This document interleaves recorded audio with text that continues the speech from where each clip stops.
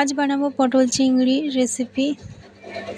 পটল চিংড়ি বানাতে লাগছে উপকরণগুলি। প্রথমে আলুটাকে ভেজে নিতে হবে, তারপরে পটলটাকে ভাজতে হবে। পটলটা ভাজা হয়ে গেলে চিংড়ি মাছটা ভাজতে হবে। চিংড়ি মাছটা ভাজা হয়ে গেলে একটা তেজপাতা আর শুকনো লঙ্কা দিয়ে পেঁয়াজ কুচি দিয়ে পেঁয়াজটাকে লাল লাল করে ভাজতে হবে। আদা রসুনের পেস্টটা দিয়ে একটু ভালো করে মশলাটাকে কষাতে হবে।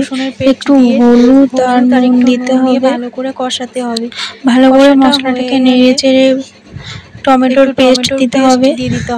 মশলাটাকে ভালো করে কষাতে হবে, একটু জল দিয়ে মশলাটাকে কষিয়ে নিতে হবে।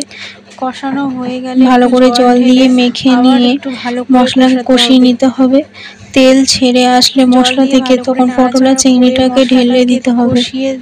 পটল আর চিংড়ি আলু দিয়ে ভালো করে মাখাতে হবে। মাখানো হয়ে গেলে জল দিয়ে সিদ্ধ হতে দিতে হবে।